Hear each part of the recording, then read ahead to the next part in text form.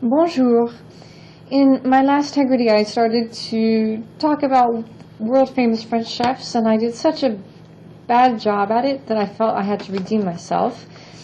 This is the Michelin website. Now, why do people always talk about the Michelin food guide? Michelin is a tire company. It's a French tire company. I'd have to be more specific. I'd have to say, no, I don't want a tire. I want Michelin restaurant. It all started, of course, when Michelin, the tire company, published a small little guide for motorists. The first motorists were like pioneers of sorts. They would go out in their little cars and they would motor around France. But they were going so slow, their trips were really adventures. And so Michelin, as a way of promoting their brand and doing something for these new adventurous motorists, put out a guide where they talked about good places where you could stay for the night. Most likely good places where you could get your car fixed, because cars were breaking down all the time.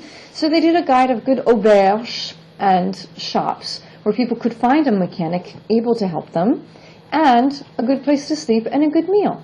Well, it evolved, obviously. There was suddenly a growing market for, tourists, motoring tourists who were going out to explore all of these different auberges and little-known countryside inns where they could get a great locally cooked meal.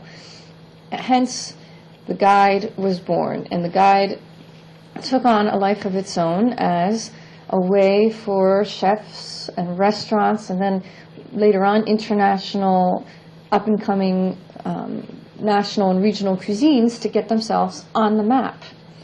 They have this star system, Michelin starred restaurants. You have the top honor going to the 3 stars. And you can see in this Michelin guide, Great Britain and Ireland. I don't know why. I'm sure I could find the French version of this. But obviously, there's an English version as well. Michelin guide, Great Britain and Ireland. So they put out their guide for different countries. And they talk about up-and-coming worldwide phenomena, like the New York City's gourmet food truck phenomenon, Ristorante del Cambio. They're talking about, since opening in 1757, the Restaurant del Cambio in Turin has seen a good many eras and events. Pinkso, a healthy serving of the Gascogne. At Pinkso, an Alain Dutournier restaurant, pride of place is given to the ingredients from Gascony, the chef's homeland in southwest France. And then it goes on, you're all the way from Vienna to the Pyrenees, into Portugal. Not everyone likes the Michelin guide system. There have been some very critical articles about Michelin over the past 6 months in Vanity Fair, so a magazine that's catering to British and American readers.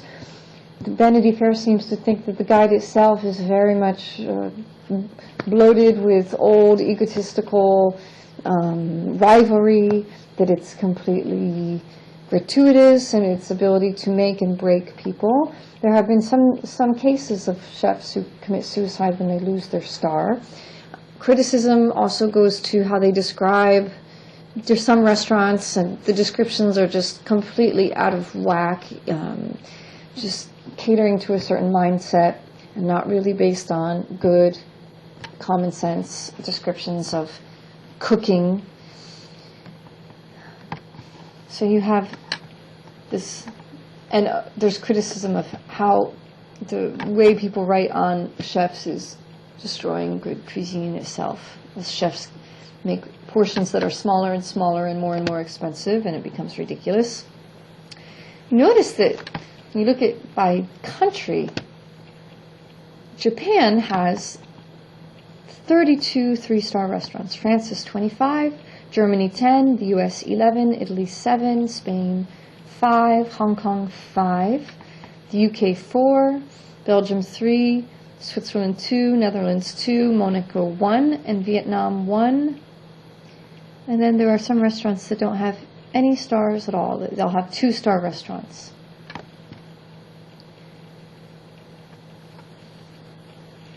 List of 3-star Michelin restaurants by country. In France, you have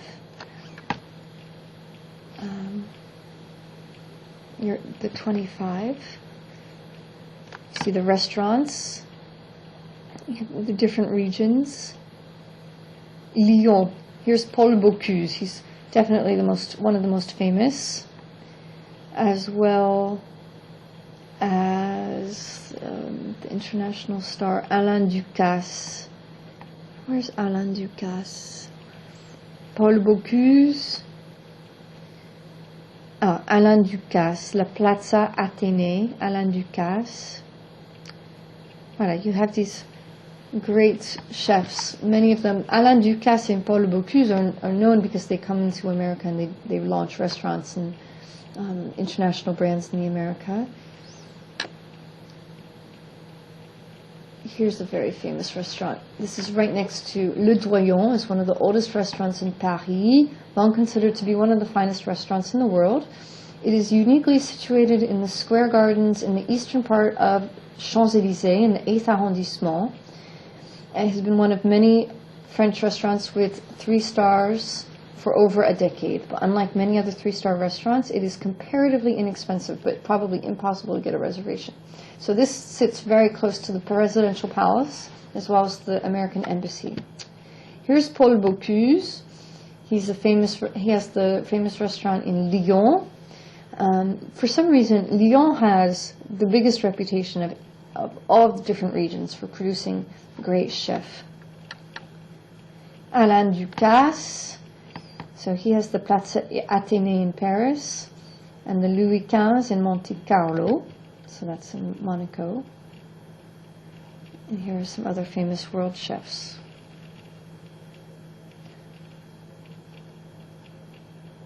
And some famous. So if you're more interested, you can actually purchase the Michelin Guide online if you're interested in just reading, French descriptions of famous French chefs.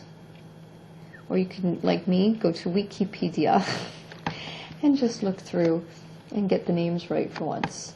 Donc voilà mon petit écrit sur les trois étoiles et les grands chefs français. Et voilà. Je n'ai pas parlé d'autres chefs parce que je m'y connais pas trop.